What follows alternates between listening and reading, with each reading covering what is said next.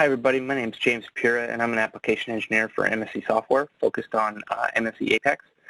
Today's agenda is a relatively simple one. We're going to go through a couple of basic PowerPoint slides just to set the context, and then we're going to jump into the software and see what the incremental mid-surfacing technology within Apex really has to offer for automotive trim components. We're going to talk about two specific things. We're going to talk about mid-surface creation as an actual, the underlying theory behind and the algorithm and what it's actually doing underneath the hood, if you will, for MSC Apex. And then we're going to talk about what that technology turns into in terms of the incremental mid-surfacing workflow and what that means for you as an end user. Then we're going to jump into the demo, and then we'll have a little time for Q&A at the end. So just to set some context of why we spent so much time developing the incremental mid-surfacing workflow is this.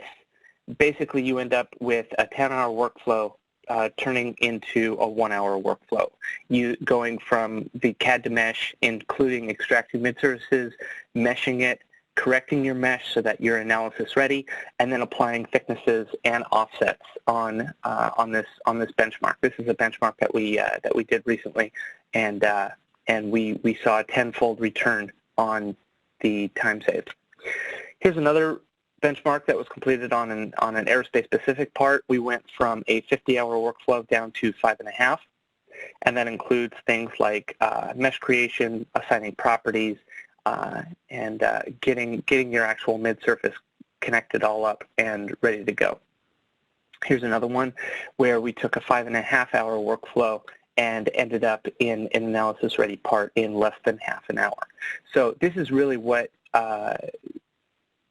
incremental mid-surfacing actually offers you as an end user. Not only is it easy and fun to use, but it also saves you a ton of time.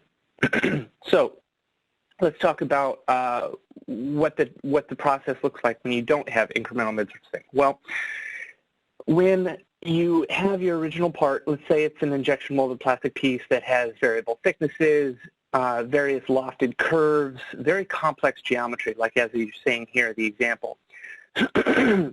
Traditionally, you would use some sort of automatic mid-surfacing tool that would get you about a fifth of the way there. You would get something where you would have disconnected surfaces, much like what you're seeing here, where it's about 20% complete. Then, if you're like me and you've fought software, finite element software, in order to go from 20% complete to 100% complete, you know that the real work starts after you do this automatic mid-surfacing portion, because that's where you spend the bulk of your time, is repairing those surfaces, extending them and trimming them and rounding them off and squaring them off and dealing with corners that don't like to behave the way you want it to. And you end up with, at least for this part that we benchmarked ourselves against, you end up with about a 10-hour workflow when you actually are ready to take your mid-surface and apply a mesh to it and move forward with your workflow. Well, we thought that we could do better. And this is where incremental mid-surfacing comes from. And so you take the same work and you end up with something, instead of 20% complete, you end up with something between 80 to 90% complete, which then makes the manual repair much shorter, much easier, and much quicker, and you end up with the same workflow that turns into about an hour. So you can see a 10-fold decrease. Well, the next question that you would probably ask yourselves, that you're probably asking yourselves right now, is, all right, well, what's the technology going on that's actually causing this? Well, that's a really good question. There's two types of technologies that we have various forms of, various flavors, if you will. We have extraction types and offset types. The extraction types, you can see here that there's 5 basic ones. We've got symmetric planar taper, symmetric curved taper, asymmetric planar taper, and asymmetric planar curved, which are actually all by themselves very unique technologies and algorithms that are applied to the various portions of your geometry.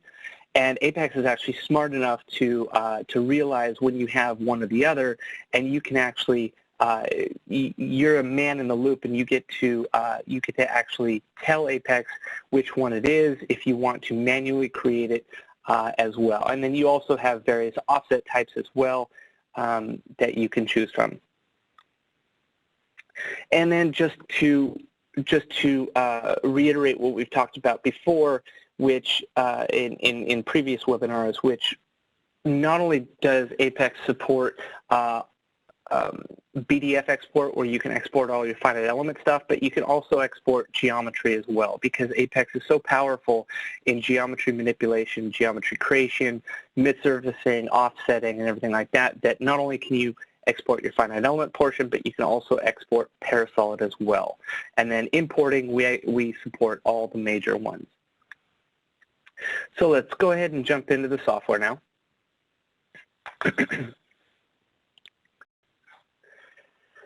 So you can see here, here's the part that we're going to be dealing with today. This is actually a portion of a headliner, and you can see here that this edge right here would be the driver's side passenger window frame. So just to provide yourself some context, this is the headliner if you're sitting in the back seat and you're looking up. And then what we're going to focus on is actually this supporting structure out here along the edge. So we're going to focus on this part here.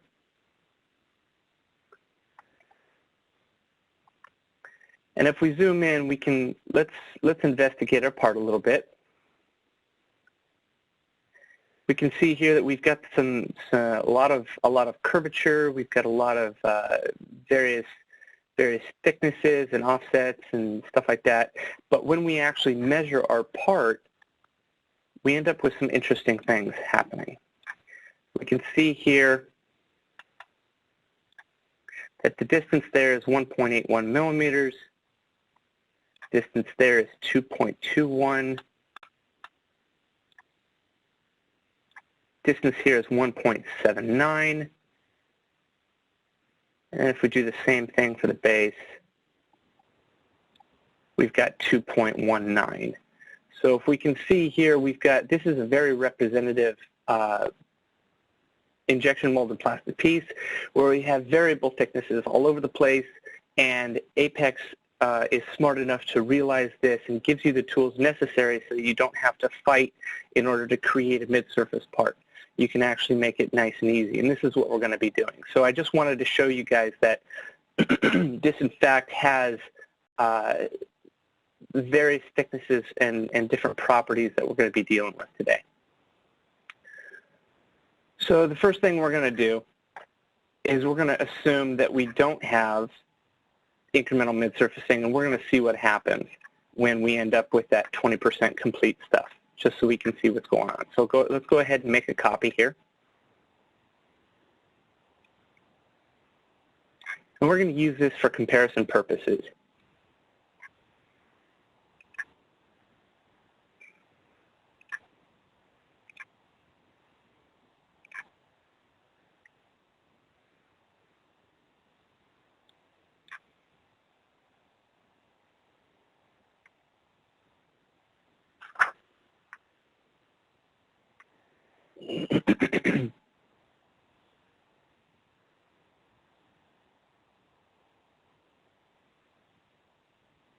So we're just going to, instead of dealing with any of the options here, we're just going to jump right to extract surfaces. We're going to drag a box around it, and we're going to say extract.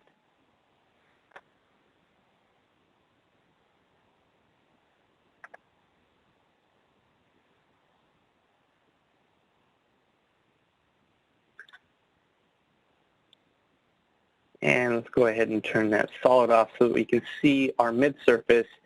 And here is what you would normally see, something that the automatic mid-surfacing tool that you're used to dealing with would end up with. Something where we've got some missing big pieces, we've got some missing corners here, we've got some surfaces that are overlapping that aren't recognizing each other as intersecting. We've got just various basic issues here. We can see here that if we let's go ahead and turn back on our solid, but let's make it transparent so that we can actually see what's going on. There we go. If we zoom in, we can see that we've actually got some rounded corners that are supposed to happen here, but the automatic mid-surfacing actually ended up squaring it off for some reason. So, traditionally what we need to do is we would need to probably delete half of this and then manually rebuild one step at a time. Well, here at MSC, we thought we could do better, and we decided to go ahead and try. And what we ended up with was this incremental mid-surfacing tool. So here, we're going to use this as comparison purposes, and we're just going to attack this one by one. And we're going to go through and show you how to actually end up with something that is 80 to 90% complete and nice and easy to fix and get ready for mesh.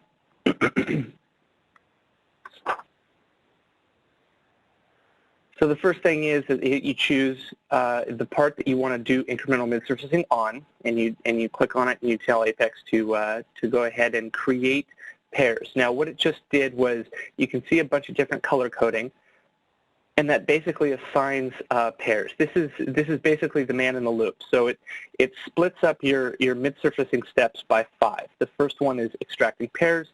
The second one is editing those pairs. The third one is merging pairs. Fourth one is defining offset type. And then the fifth one is finally extracting your mid-surfaces. Well, the first thing we're going to do is we're going to edit some pairs, but we're going to go after the parts and we're going to investigate what caused these problems from happening and see if we can fix them one at a time. So the first one, the most glaringly obvious one, is the fact that this underlying flat piece is actually missing. So let's go ahead and investigate and see what happened and what caused that. Let's go into Edit Pairs and let's click on that pair and let's review it.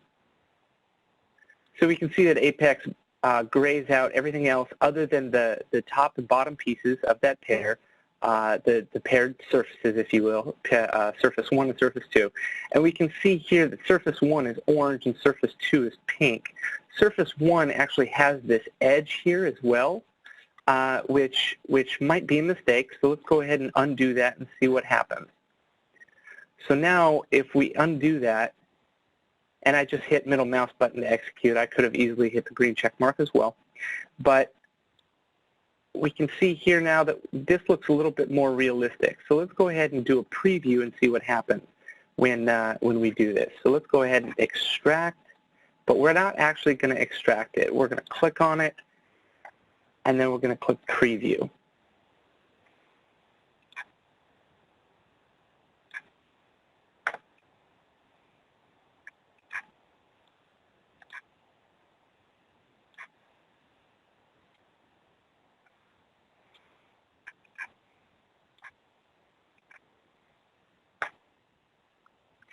And we can see here that it actually gave us something that is a little bit more realistic, something that we would expect. And so now we know that when we're going to extract it, we're actually going to get what Apex is giving us a preview of, which is this green mid-surface here, which if we rotate around, we can see is exactly what we want. And so now we can move on. So let's go back to Edit Pairs and see what else we can fix in our model. So if we go to our other one for comparison, let's go ahead and attack this edge corner here where we've got some issues that we need to deal with. We've got these squared off corners, we've got the surface that's missing here, we've got some extra little pieces here that hopefully don't show up once we're done. So let's go ahead and see what we can do to fix that and diagnose and see what's going on here. So the first thing I notice here is that we've got an edge here that's not supposed to be an edge. So if you click on this pair and you click on Review, middle mouse button again, just to review it, you can see that it actually chose this edge, whereas it probably shouldn't have. So I'm just going to go ahead and deselect that edge, and I'm going to move my middle mouse button to fix that, and now it looks a little bit better. Now the next thing that I notice is that there are some pairs here that are color-coded, but there are also some pairs that are not color-coded. Apex didn't recognize that these corner rounded pieces were something that we actually wanted to mid-surface. So we can actually see 3 cornered pieces here that do not have pairs, but that's okay. So we're in the Edit Pairs, and we're just going to go ahead and fix that. We're going to click on it, and we're going to create a pair. So we can see if we rotate around, it shows that as our opposite edge, opposite surface. So that's exactly what we want, middle mouse button to accept. And now you can see that it's color-coded. We're going to just do that 2 more times for these missing pieces here. That looks good. And let's do that 1 more time for this part here. And that's exactly what we want. All right, now we can see that all the surfaces that we actually want a continuous midsurface for are actually color-coded and actually have pairs attached to them. But to tell Apex, to step it up a notch and really tell Apex, say, look, I want a fully continuous piece, what we're going to do is we're actually going to merge all of those pairs together so that it's not one nice, clean midsurface. So we're just going to use tool number 3 here, which is merge pairs. And we're going to easily just quickly click on each one of these, and we're going to merge them. And so now you can see that they're all the same orange color. And now, just to verify that we've done exactly what we wanted to do, let's go back to Extract, and let's click Preview. And here we can see that we've got a midsurface that looks a lot better and more realistic as to the part that we originally had.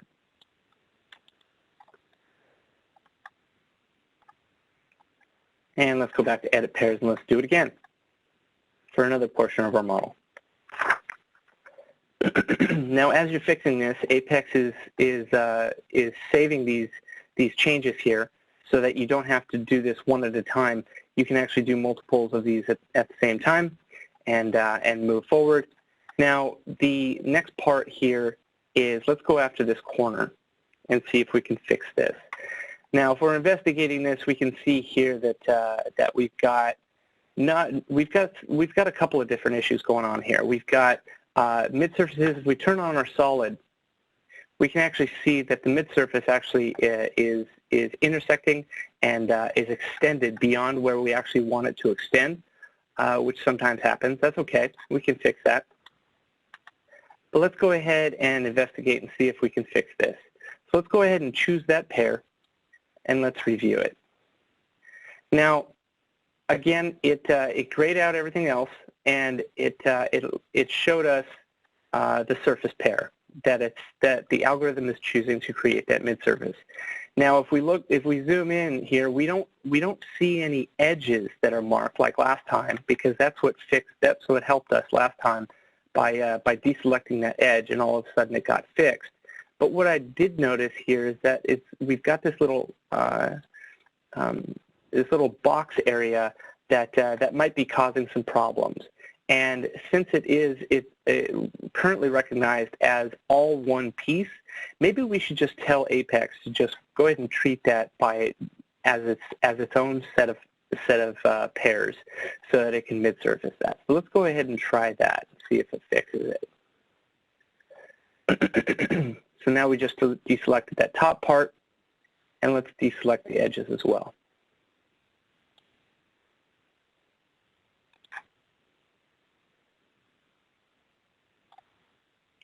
Okay, and let's review it. That looks good.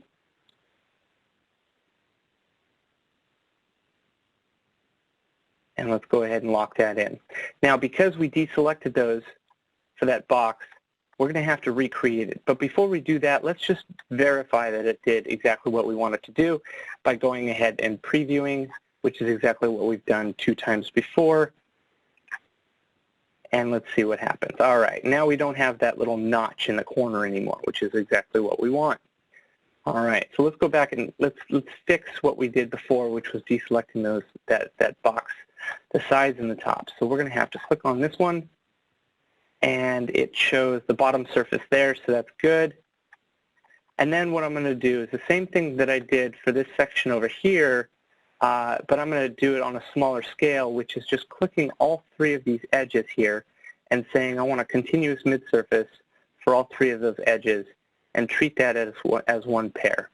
And you can see that Apex chose this front surface here, so I'm going to deselect that, but the rest of it looks good. All right, so let's lock that in. And we can see here that now it's a green color, which is exactly what we want. All right.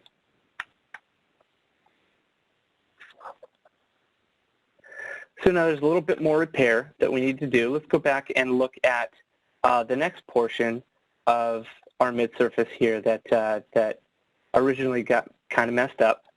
We can see if we bring back our solid, and let's turn this transparent, and let's actually change the color of that solid as well so it's a little bit more visible. Let's change it to gray. We can see that, again, we had something where we expected a curved supporting rib here, and Apex actually ended up having a discontinuous mid-surface that, for one reason or another, ended up getting cut off there, and it didn't follow the curvature of that part. Also, we've got another issue here where the mid-surface actually got cut off too soon, and it didn't go all the way to the edge of the part. So we're going to see if we can fix that. Also, we've got some issues here where it didn't go all the way to the edge. Let's see if we can diagnose this and figure it out. Let's go to the part that we're working on here. And we immediately notice that even before we even click on anything, all we're doing is hovering over these pairs. We can see that it's highlighting both the surface of the pair and the rib surface as well, which is definitely a problem. We want Apex to treat those as two independent sets of pairs. So let's go ahead and deselect those. And also, when we notice, if we rotate around, we can see that the top surface here of this rib is also selected. So we're going to deselect that, and we're just going to fix this surface pair. So if we rotate around, let's review it. That looks like exactly what we want. There's no edges attached to it. There's no ribs attached to it, and let's lock that in. Now, because we deselected these surfaces here, we're going to have to create new pairs, but because I want a continuous mid-surface throughout this entire rib, I'm just going to go ahead and click on all of them to start with and create one pair for all of them. And let's just review. That looks exactly what we want it to do. And let's lock that in. Now you can see that it's that blue color. Now it's two different types of blue, and if we hover over them, we know that now Apex is treating them as two independent surfaces, surface pairs, which is exactly what we want. Okay, but then also we're going to go back into merge pairs here because I want one continuous mid-surface around this entire rib. So what I'm going to do is I'm going to merge this green one and I'm going to merge this blue one. Now it's all one pair. Now just to review, I also want to mention that anything that you do here is you can definitely undo it if you want at any stage of the game. Like for instance, if I wanted to go back and recreate all of these as independent pairs, I could.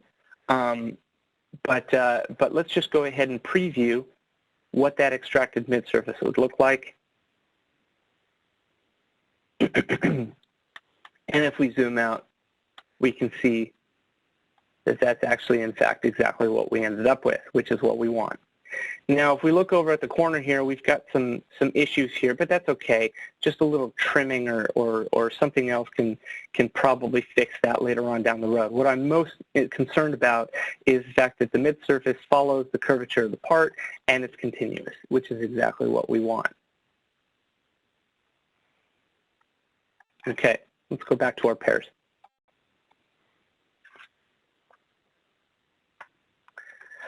Now, the last pair that we're going to look at here is the surfaces.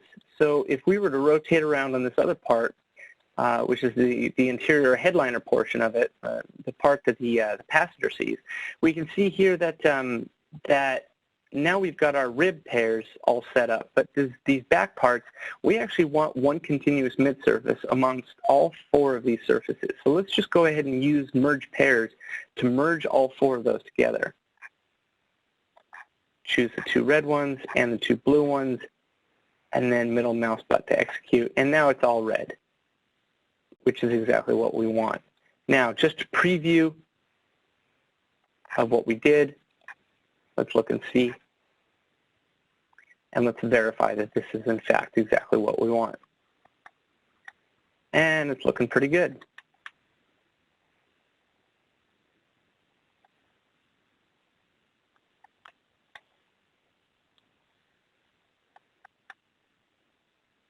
Follows the curvature of our part pretty well. It takes into account the fastener holes that we have already included in the geometry, and we're good. All right. Well, let's go back to our previously mid-surface part, and let's look at the one last issue that we had, which was this little piece here, where we had, instead of having a nice rounded mid-surface section that was connected to the rest of the piece, we just had this little rectangular section here, and for some reason it actually didn't end up mid-surfacing the rest of the piece. So let's go ahead and diagnose that. Now, if we apply what we've learned so far, all we do is we go into Edit Pairs and we click on the pair and we review it, right? Well, let's go ahead and do that. And if we click on it, at first glance, it actually looks pretty decent, which is exactly what we would expect. And so now we're kind of left scratching our heads going, all right, well, now that the pair looks good, now what? Well, now we get to do now we get to use the only tool that we haven't used yet, which is defining offset type, which is another tool in your toolbox that you get to use here.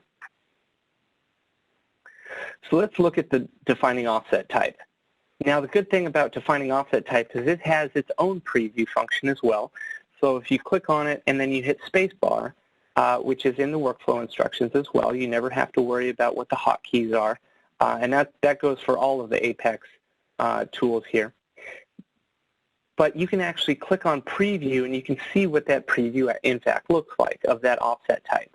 And we can see here that that's actually the preview of what we actually ended up with, because when we look at our previous part, we can see here that that's exactly in fact what the mid-surface actually ended up doing. So let's go ahead and see what the other three options look like by clicking on preview as well. So the offset types are color-coded. Yellow means middle offset, blue means right offset, red is left offset, and purple is one cut, whereas you don't have a definitive top surface or bottom surface or left surface and right surface. You have something where the mid-surface should go evenly throughout through both of them. So let's go ahead and scroll through and see what the preview looks like for all of them. So if we click on right offset, we can see that we've got something a little bit better. If we rotate around, we can actually see our mid-surface is continuous. It follows the inside curve, inside surface. But let's see what left offset looks like. And now it follows the outer offset, so that looks a little bit better actually, in fact. And then let's see what one cut does. One cut is not what we want. Okay, so my choice is left offset, because now it gives me the preview of exactly what we want. Okay. And if I zoom back out, I can see that now instead of yellow, that part is in fact red, which means that it is left offset.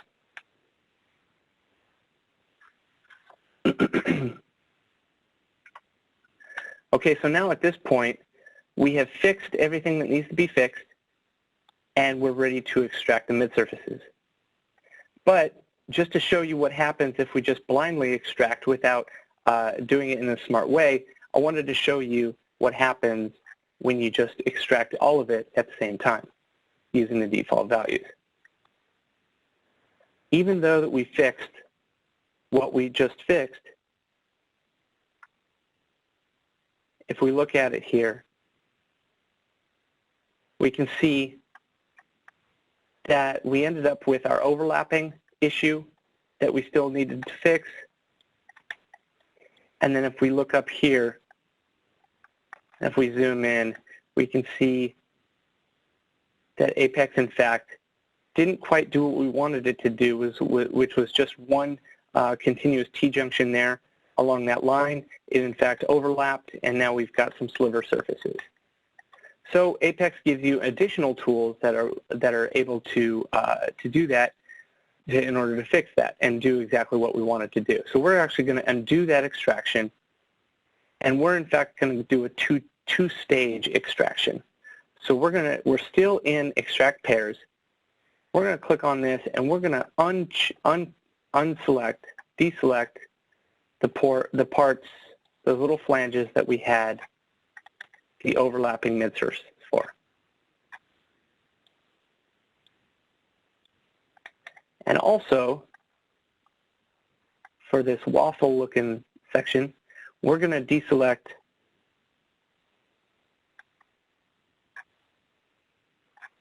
half of the ribs, and we're going to do those manually. Okay, so now we've deselected those, and let's see what the extraction looks like now.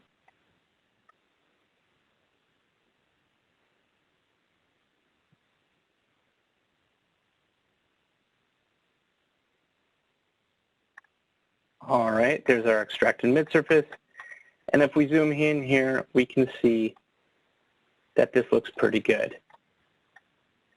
Now, obviously, we've got some more work to do because those pieces that we deselected still need to be extracted. But we're going to do two different operations here. We're going to manually use this taper midsurface creation for these parts. But because we're still in incremental midsurfacing, we're now going to extract. Remember how I said this is a two-stage operation. The second stage, we're going to actually extract these ribs that we ignored the first time. So we're just going to go ahead and click those.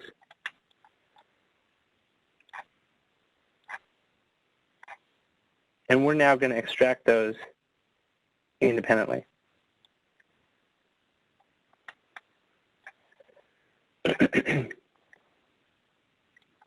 And we can see here now that instead of having the overlapping pieces, now we have midsurfaces that follow the curvature of the part, which is nice, which is exactly what we want. Now, before we go after and attack these other parts here, we're going to go ahead and exit out of midsurfacing. And let's go ahead and turn off our solid so that we can actually, in fact, inspect and look at what we're doing. Now, if we enter vertex edge drag, we notice that the edges, the free edges are red, which we can see that there's a lot of free edges here. Shared edges are green, and T-junctions are yellow.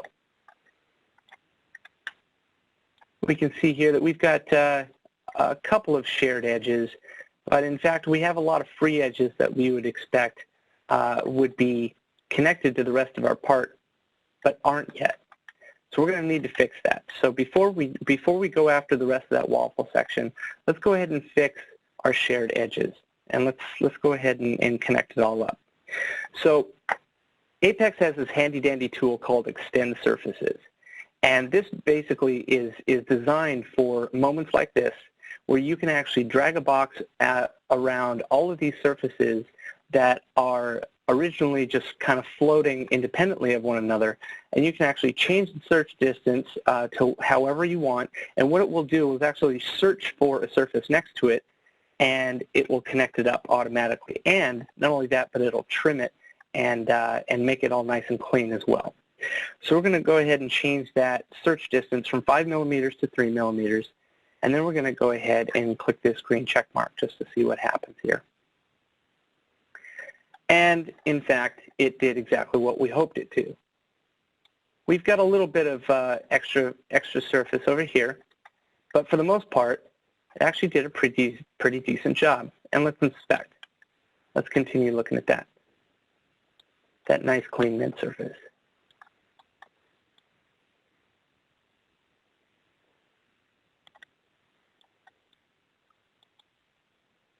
Looks pretty good. We've got that little flange surface over there that we're going to have to deal with, but that's easy enough. We can just go in and delete that.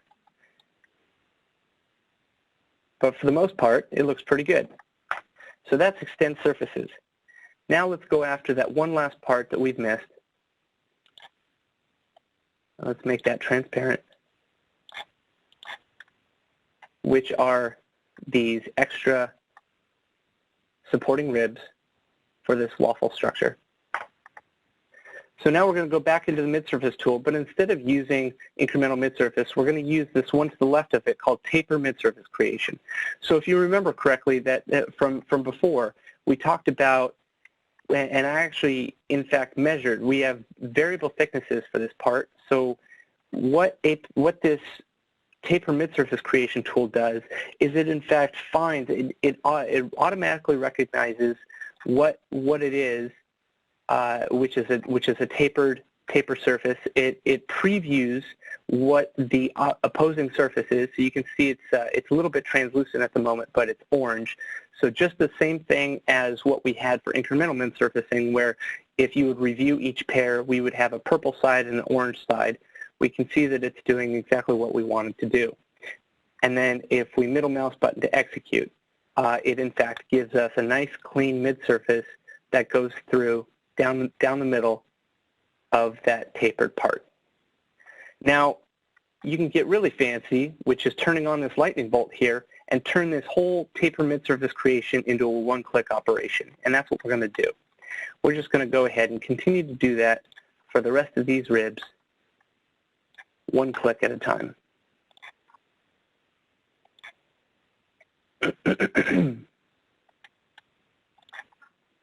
And just like that, we've created mid-surfaces for the rest of that waffle structure, the stiffening ribs.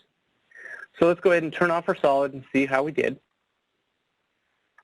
So now let's exit out of mid-surface. Let's go back into vertex edge drag, which is in fact my favorite tool inside Apex. And we notice that these supporting ribs now are somewhat floating because we've got some free edges here, and we're just going to need to connect them up.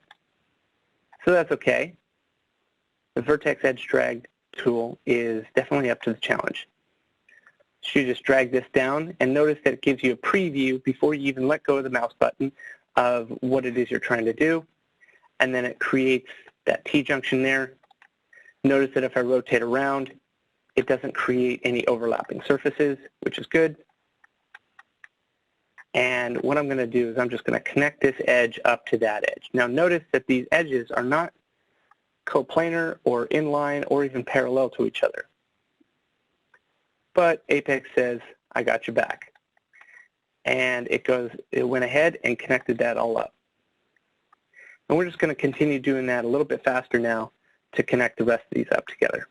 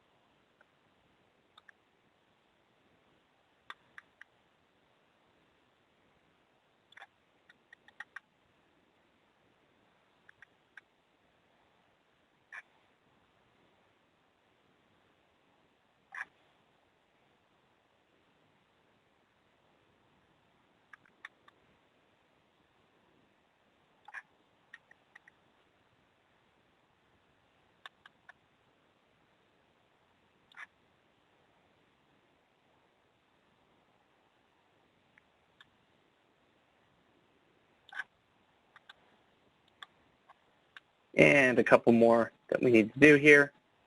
Nice and easy. We're just going to finish it up here. Now, as I'm editing these mid-surfaces, you'll notice that I'm getting rid of the extra vertices as well, because I don't want my mesh to recognize those as edges and hard points. So I'm just using, without even leaving the tool, I'm actually getting rid of those vertices even though I'm dragging edges. And that's something that Apex calls smart tools, because when we were first developing Apex, we said, why do we have 3 different tools that do the same thing for 3 different pieces of geometry? Why do we have 3 tools that do the same thing for, say, surfaces, edges, and points? Why can't we just keep the same tool and have the finite element software recognize what it is we're trying to do and just do it? And that's how we ended up with the smart tools inside Apex. So here we've got a little bit of an issue that we're going to need to fix. So we can see here that we've got a spike, but that's all right. We can just drag this vertex down. We can fix that. Or we can just get rid of this extra vertex here, and now it treats it as one line, and we just drag that to our destination surface here.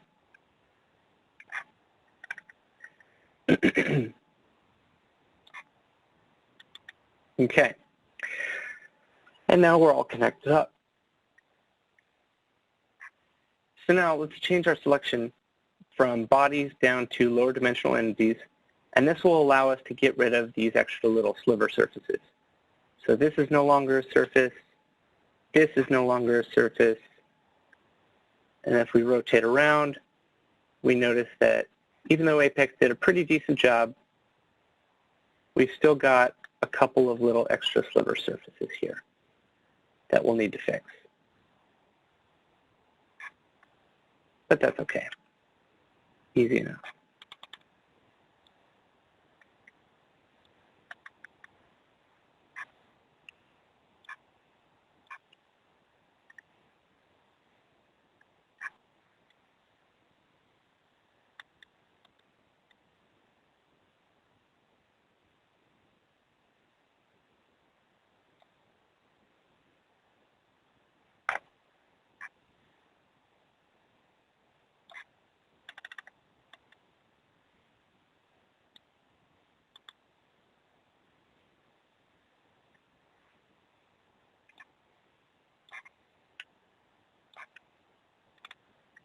And one more little sliver surface that we need to get rid of.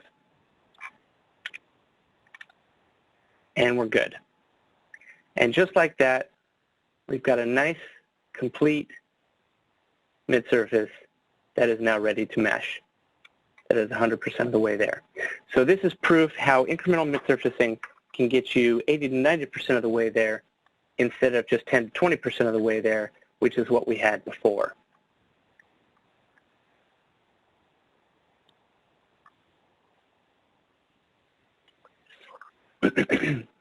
So now, just to make sure that we don't have any extra little vertices like we had before, there's this add remove vertex tool that we can do. And let's just drag a box over our entire part. And what this is going to do is it's going to get rid of any extra vertices that are not necessary to define the geometry. And we can notice down here in the status bar it says removed 44 vertices. So that actually did a pretty decent job. So now if we zoom in here and we review, we can see that we got a nice clean mid-surface that is now ready to mesh. So let's go ahead and do exactly that. Let's go into mesh. Let's choose our body. And let's review. Now that looks a little bit coarse. So I'm going to undo that. Now I can use Control-Z, or I could just hit the undo key here. And just as a reminder, Apex gives you multiple undos, which is quite nice.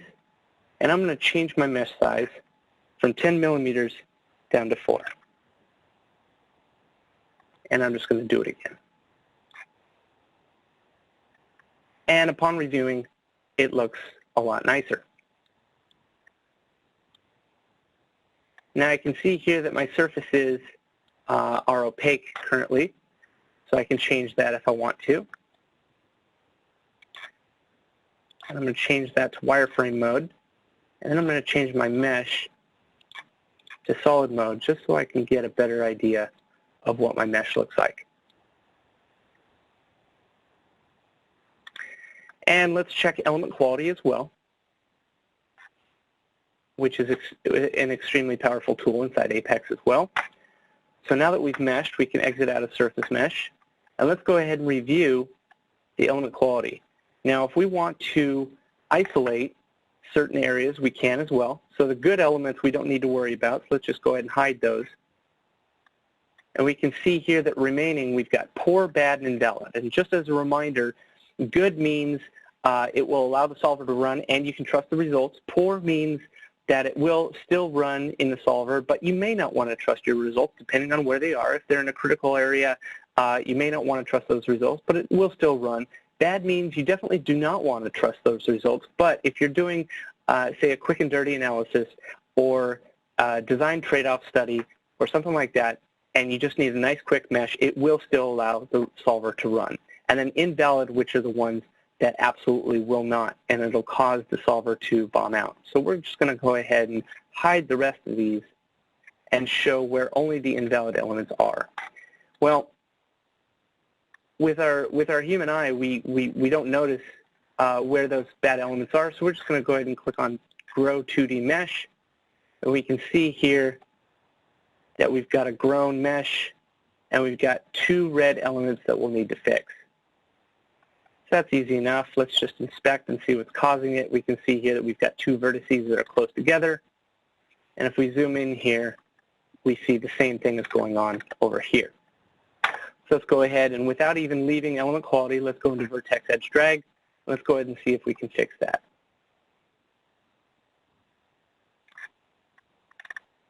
All right. And one more. And we're good. Okay. And so just as a reminder as well, Apex does not actually remesh your entire part every time you're doing that. So you're not having to sit here and wait for your part to be completely remeshed.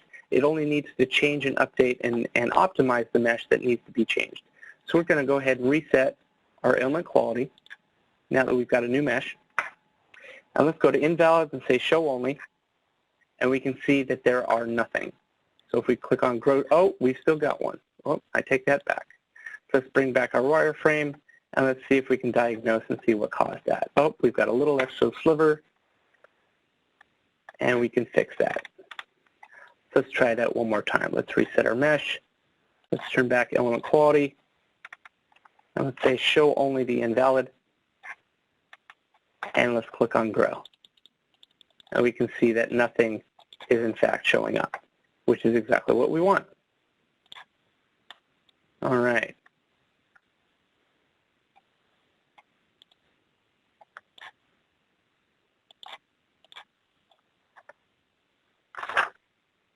So now one last thing before we're finished up here, because I know we only have a little bit of time left, is thickness attribution and offsetting. So what we're going to do is we're going to exit out of element quality here, and we're going to go into thickness attribution by clicking the auto thickness tool. Now, by default, it uses the max thickness as 100 millimeters. We're going to change that value down to 5 millimeters because we know our part. We know that there isn't a part of this that we want it to be thicker than that. We also are, instead of using the automatic thickness attribution, we're going to do force variable thickness. Because we know that this is an injection molded plastic part and it's going to have variable thicknesses, we're going to force Apex to recognize those variable thicknesses.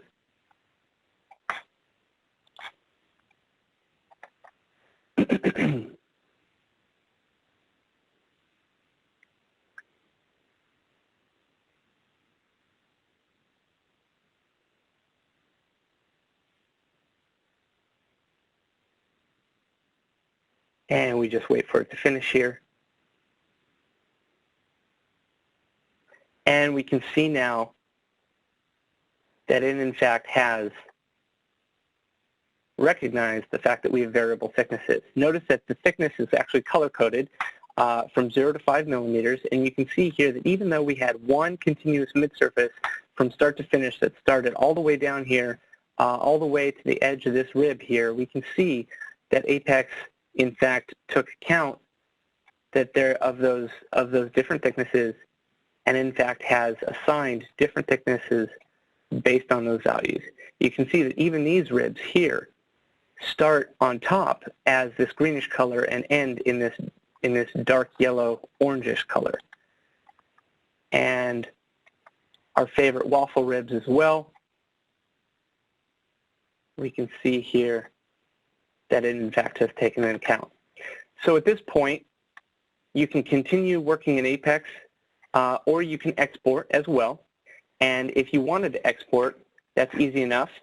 All you need to do is File Export, and you can export both the geometry, which is parasolid, x_t, or you can actually export a Nastran BDF file, which includes all your finite element model data, and you can continue your workflow inside of another tool. So at that point, I'm done with my demo, and I guess I will hand it off back to Christian.